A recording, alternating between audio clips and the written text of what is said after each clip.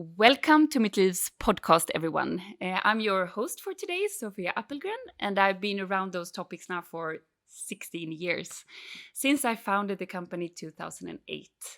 And our vision is to work for an inclusive society and a labor market that values diversity.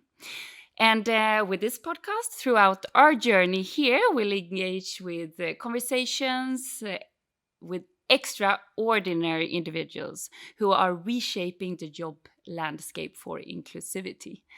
And we'll explore how diversity, equity, inclusion, and belongingness not only enriches companies, but also strengthens our societies.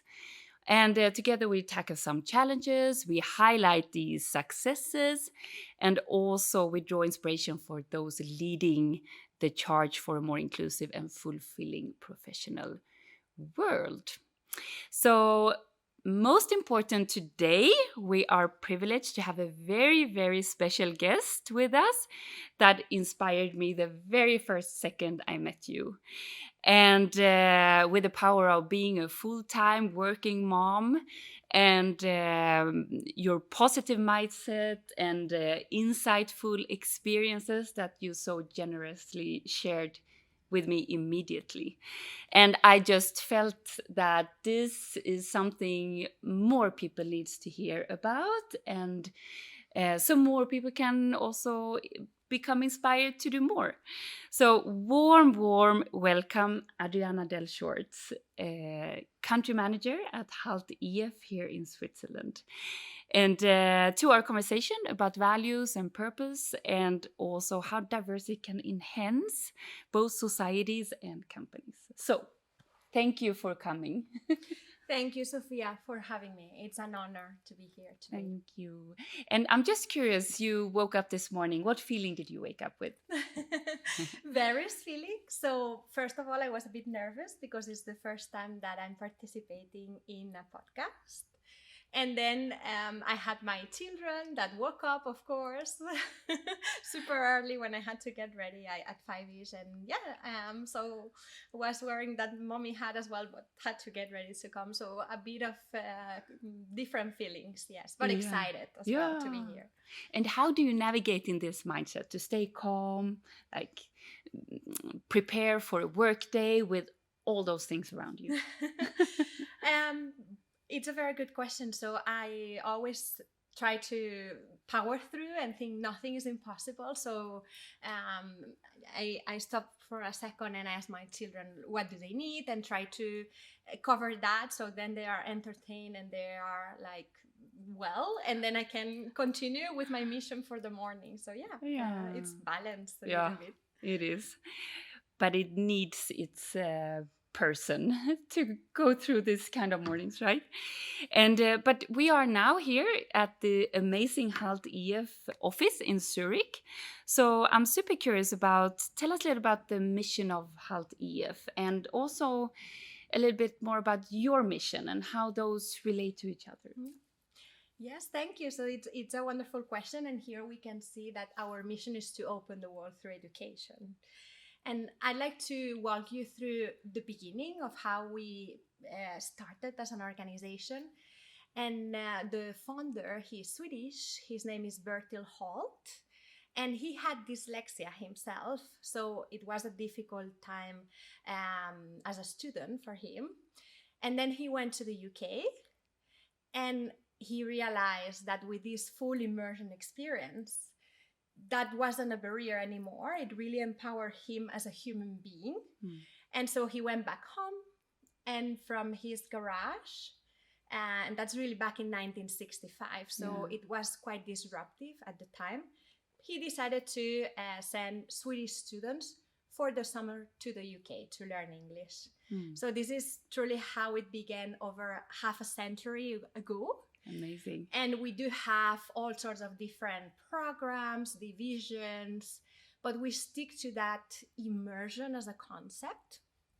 So today I'm here representing our B2B arm, Hult EF, and we bring this immersion into life, empowering adults in this case that would like perhaps to learn a language, so they could go study abroad, And if not, we have like this award-winning new innovation that is called Hyperclass, where online they have, with different experiences and backgrounds, the teachers really making the students feel that they are experiencing what they are learning. So it really sticks, and it's empowering them and preparing them for the real world.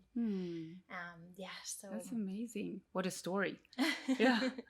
But also how important education is, right? And language. So I'm just also curious about how, I mean, certain different situations takes us to a point in life where we need to make big decisions on how we spend our time. And I'm just curious about what brought you to Hult EF. What has been the biggest milestone in your life that brought you to the leadership of Hult EF for Switzerland? I grew up in Spain, and I started working at 14, was working, studying, and I was so curious to see the world and to meet everyone from everywhere. So I managed to get a scholarship to go to study to the US, but I didn't speak English. Not at all. It was hello, like this type of basic level. So I arrived to that small town, Bridgewater in Virginia, and I had a hard time. I really did, because I wanted to get good grades in order to continue having my scholarship, and I couldn't understand a word. I remember my first finals class that I was with all my senses trying to understand, and nothing. I was really crying during the class. So then every night for the first 3 months, I was studying at the basement until 2 a.m. to translate everything so I could then study it. Wow. And then one day after 3 months, it clicked. And I was not afraid to speak and to make mistakes. And I have many of those, but we all do. Maybe for another podcast. Yeah, sure. The failure podcast. Yes. And then not being afraid anymore made a difference.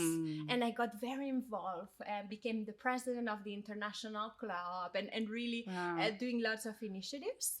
And then the same university there, college, granted me another scholarship to stay and transfer my curriculum. So I graduated there, and then I had a work permit for a year. And I was working with in different cities with a youth hostel to bring international students, make them feel welcome. I was in Philadelphia, New York City, Los Angeles, all over. And then 2008, the big crisis hit. So I was like, it's time to go back to study. So I received another scholarship to go to Melbourne, to Australia. And that was fantastic, a whole different experience. I didn't have the language barrier anymore.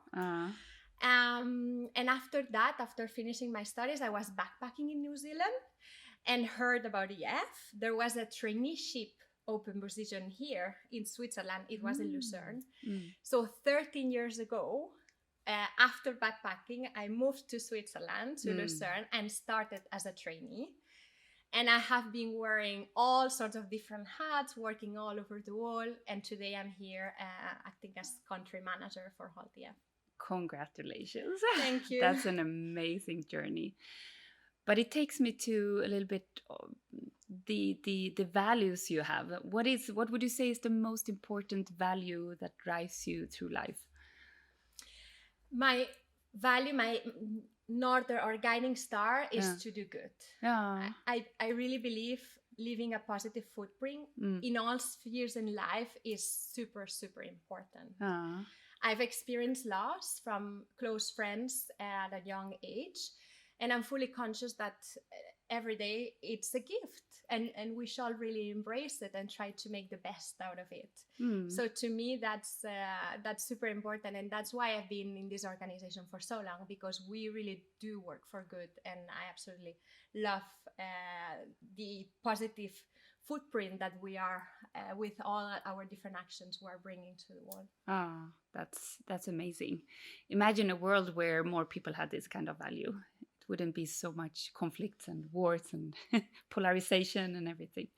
So, but I'm also a little bit curious about just to bring us into the DEIB topic a little bit. So what would you say, how would you say DEIB has been aligned with your purpose and values? 100%. Oh. I think we are all human beings. So it's super important to take that into account with everything we do. We all, I mean, that is the peculiarity from our species. So we share, and it's so rich, I think, the diversity. Just living and working in different countries with people all around the world, it's incredible. We really can learn from each other, help each other, and it's it's all interconnected. Yeah, absolutely. And how do you bring this into Hult EF in your role as the country manager for Switzerland? I'd like to talk a little bit about my team. Yes, of course. Yeah? Yes, love to. So the team is super diverse. We have someone from Venezuela, someone we have from Europe, from Asia, from all over the world. So that's quite interesting. We do have males, females, and we do have different ages as well. And a lot of different upbringing and backgrounds and interests. And I think the strengths are quite different. So we can really help each other and learn from each other. And I think as a country manager, it's super important to make sure that everyone feels included, that it's truly a safe space where they can speak up. And if they disagree with something, really share their feelings without any fear. And I love to bring the balance of for them to be challenged, to grow, while they are working, but also most importantly to have fun. That's so important. Yeah, I love that. And do you have any, what do you see are the biggest challenges in these kind of diverse teams? Is there any specific challenge as you see it, and how do you face that as a leader? I think challenges, it's a difficult question because I think within EF our organization is quite diverse naturally, and embracing this diversity. Most of us have been living abroad, learn different languages, so we have diversity and inclusion really within our DNA and our day-to-day life. But I think as a country manager or in any leadership role, it's fundamental to make sure that we include everyone. For example, when we are really brainstorming on a business case, I like to ask everyone in the room, what do they think? And sometimes the introverts have brilliant ideas that we implement, and perhaps if we would not have asked them, they would not have naturally taken the room and spoken. So I think that's really, really important because everyone has something to add for sure. Yeah. And do you have any specific programs that promotes DEIB within Hult EF, or programs that reach out to the society to make sure that we also embrace where we operate as organizations? Yeah, definitely. So within our organization, we have our DEIB ambassadors. Okay. So these are volunteers from DEF group from all over the world that would like to get really involved actively on the different initiatives. And magic really does happen because since we are present in the entire globe, and these are volunteers that are willing to spend their time with different initiatives, it's quite diverse, the group itself, and then it brings a lot of value. Like sometimes they really share something that is happening in their regions and why is it important to them. And then of course in our ecosystem we have our global net where we have, and our SharePoint where we have access to podcasts, to some lecture to really have the latest insights on the EIB. We do have some trainings as well. It's called Lessonly, and there we have it for sure once we onboard someone, but also ongoing. That's a very important topic for us. And that's just to name a few. Yeah, but that's great to hear, because I think we met a few companies over the years that highlighted the DEIB for a while, and then when they reached their goals, they stopped focusing on it, and suddenly they go back. So I think this is like a value, something ongoing forever, like any value, right? So yeah. And but I also wonder a little bit about what strategies do you find are the most effective to promote equity within Hult EF? Do you have any specific strategies? I'm thinking of companies that are right in the beginning of their journey to understand, okay, so most of us nowadays understand why the business benefits, but are they, how does your internal strategies look like? And is it any structure around it to make sure we don't stop focusing on it and go back? Yeah, it's a very good question. So if we think about the new joiners, the onboarding, it's already a strategy there. So we collaborate with an organization that is called Power to Fly. Yeah. And it really helps us to make sure that we have outreach for the entire workforce around the world, that everyone has equal opportunities to access our opportunities around the organization. And of course, we use all the different platforms to advertise our top openings. And within our organization, we have conducted recently a survey to really try to understand what's happening, like to really listen to our employees and understand how do they feel. And we had great attendance of that survey, like 74% responded. Okay. And it's confidential because we're still a privately held organization, but I can share, for example, that we had 89% that felt that they belong to the organization. So and I can say that I also feel after 13 years that I belong to the organization very much. Yes. So now we're going to we're actually analyzing the data from that survey, and this is going to be the pillar of all the different KPIs that we're going to really set to address the different key points that we are finding. Yeah, that's great. And different companies approach DEIB in a bit different ways. So many talk about diversity and inclusion only, and I would say most say diversity, equity, inclusion, but you wanted to add a B. Can you tell us a little bit about the importance for you around that? Yes, thank you. So that's the belonging, exactly what I mentioned. It's really, we feel like we are part of a family. So for example, here in Zurich, we are over 1,000 employees, 50 different nationalities. But it's not only because we're here. Like if you go to any EF office around the world, you breathe that way of working, of really being international, really being super passionate about the work we do. It's this feeling. It doesn't matter if you go to Peru, if you go anywhere in Asia, like anywhere in Africa, like anywhere around the world, it's the exact same feeling. That's amazing. This culture and these values that we breathe is quite unique. Yes, that's amazing. Yeah, but it takes a lot of work to get there, right? And a very strong culture and strong leaders. So I just also, I mean, you measured the success. You talked a little bit about that, and how will you use the numbers that do not feel belongingness in the company? How will you work with that ahead? Do you have an idea for that? Because I think many companies wonder.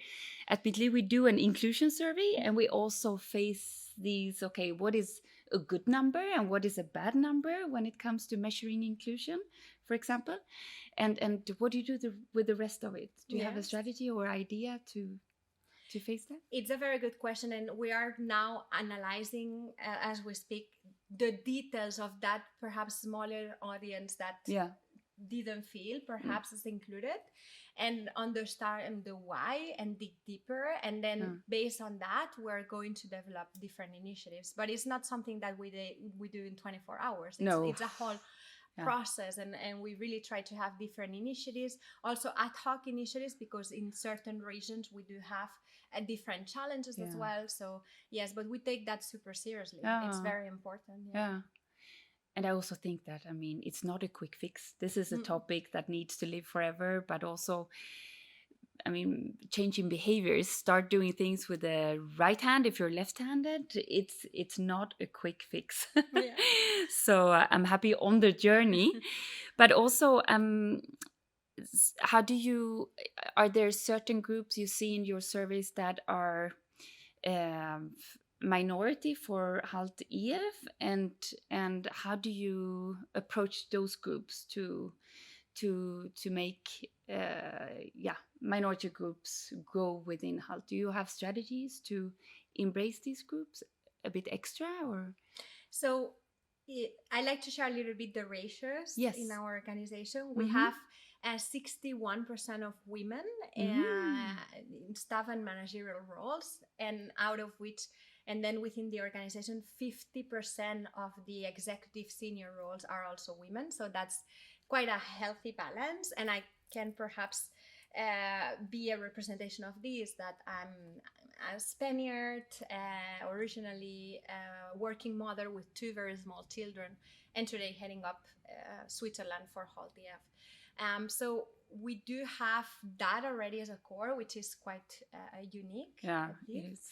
And yes, but we continue, because that's just tackling gender, right? So Yeah. we continue to really challenge ourselves and see how can we improve, how can we become even more inclusive. So we are now really like gathering more data and trying to understand that.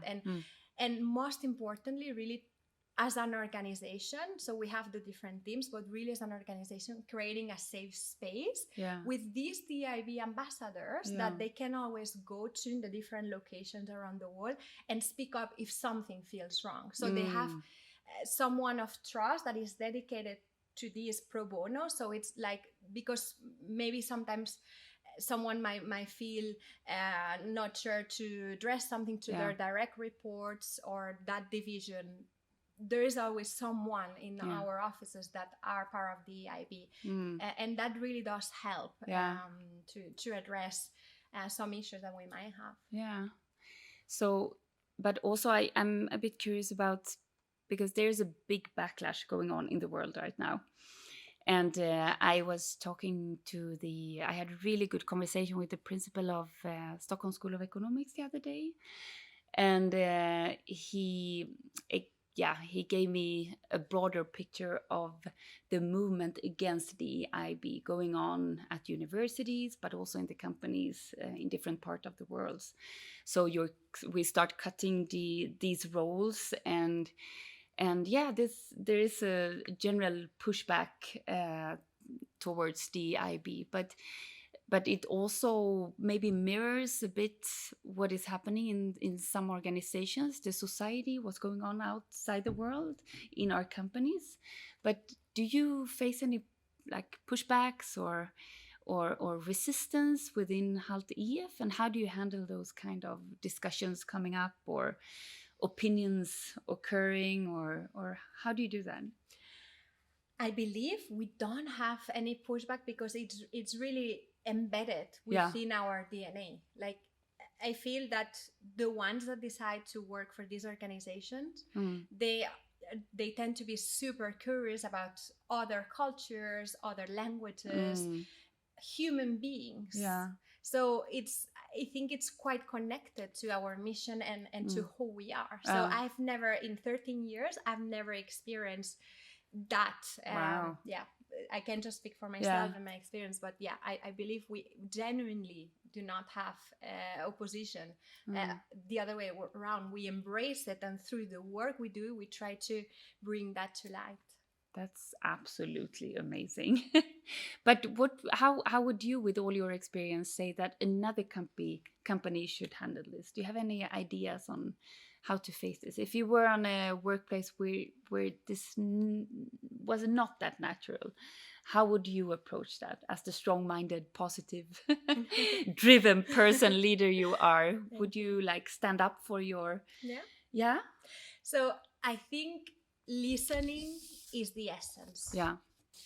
I would perhaps also conduct a survey to try to dig deeper and understand what is happening, to really provide a safe space where it's an anonymous survey and everyone can truly express themselves without any fear about how they feel, and really taking the time to analyze that thoroughly, and then to apply some KPIs and to work against them consistently. As you said, this isn't done overnight, and it requires a lot of resources, a lot of eyes, but especially years. So I think that's the most important, just listening. Yeah, wonderful. And I think that I meet many leaders who lack the listening part, and it's so crucial to understand, obviously, the world around us, but also geopolitically and demographically, things are going out there in the world, and somehow it drops down into our organizations, and maybe a new world emerging now rapidly, and it's a lot of new challenges for leaders having all this coming into our companies, and find a leadership style where we also stand up for certain values in a quite tough world right now. So yeah, but I'm also curious about how important is it for Hult EF to have external collaborations, and how do you make sure you stay up to date what is happening around your company?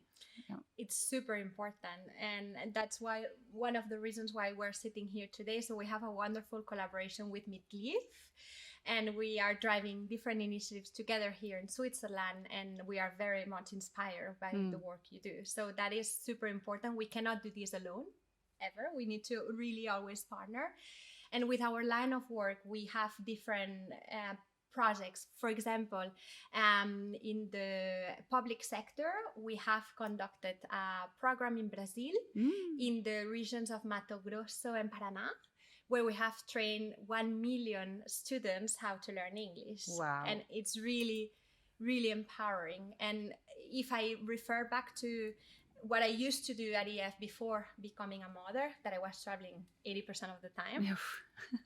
I was involved in a project in Latin America that is called Service Learning, from our educational tours division. And there we partner with local NGOs to participate in community-driven projects. Nice. So I was in awe just seeing the impact it had on the students themselves going and working on the ground, but also the positive footprint that they were leaving behind in the different communities, and they still are. Yes. So that's and we also have, for example, in the private sector, another program in Rwanda that we do with the Mastercard Foundation, where we are training 30,000 tourism employees, a lot of women, and most of them have experienced a promotion. So it's quite interesting that we are involved in all sorts of different programs, working with the largest organizations around the world, and we see and feel the impact right away, empowering human beings. And we always say, like, we create change makers. This is truly our mission. So, And also I'm super curious, since the country manager here for Switzerland, I'm here learning a lot about Switzerland for the moment, since we are present here now and we have started this collaboration, and what living in so many countries, and I mean in your everyday life also meeting so many different cultures, what would you say is different for Switzerland as a country, and what are the biggest challenges you face here in Switzerland when it comes to DIB? Switzerland is quite unique. We have 4 official languages. I believe a lot of subcultures within. So I started in Lucerne, in the German part, and now I'm living in the French part, and it's very different. I think that's a great opportunity to drive diversity, because it's quite diverse, the country, naturally. And therefore, I think it attracts these international aspects. So here in Zurich, for example, we do have these 50 nationalities just here. So that's quite special and unique. So that's a positive aspect. And then thinking about the challenges as a full-time working mother with 2 small children, my children are 2 and 6. It's not given. In the small town where I live, most of my neighbors, I don't want to say all, but maybe, they work a percentage. That's more culturally normal. And we do have to be creative to find perhaps a kita for my smallest, after school program for my oldest. I generally believe where there is a will, there's a way. But as expats, finding the balance, and we call it, my husband and I, this Tetris of who does what, so it gets done and we accomplish all the missions of the day. It's not given for sure, but we absolutely love Switzerland. I'm actually applying for Swiss citizenship this year, and I feel Swiss after 13 years. It's absolutely an incredible country for sure. That's wonderful to hear. Yeah, because I'm coming over soon, so very happy to have you here. Yeah, thank you. And also, I'm a little bit, there are a lot of like leaders and companies listening to this podcast that is somehow starting their journey, and you have come quite far if we're comparing to other organizations. And what would you say is your like number one tips or number one like key takeaway that you would give for pass forward to leaders and companies who wants to start the journey? Yeah, in terms just of the IB, or yes, so I feel just going back to the essence, we're human beings, and let's embrace that. How rich, how magic is that, right? And just creating a safe space where everyone can be themselves without fear, and then we all have something to add. We all have our uniqueness, our values, our ways of doing that might be different from our neighbors. So really just embracing that and having diversity, where the more diverse the teams are, the better the ideas and the stronger the solutions, I think. So yeah, just keeping that in mind, and that we are all human beings, and that's magical if we embrace it. And it takes an open mindset, a skill set that I think I don't see everywhere. So it's so much easier to start in a KPI just to measure something and put people more into boxes, because that's the shortcut of starting doing things. But embracing this topic by seeing each other as human beings, I love it. Because at Mitt Liv we struggle a bit when people are so quick starting, just creating the boxes and ticking the boxes everywhere. So I reflect a lot over that. We should be able to see this topic more complex, right? And embrace the complexity, because that's also the beauty of it, right? No one is the same as anyone else. So yeah, that's nice. That's a very good takeaway for all of you. And looking ahead then, what are your future goals and aspirations for Hult EF in terms of DEIB, would you say? So our future goals are to continue on this journey. To really now tackle anything that we might have realized through the survey that requires attention, to continue conducting these surveys, to test the temperature regularly. How is our whole workforce feeling, and to really making sure they have access to anything they might need. So we have well-being programs, we do have counseling if needed.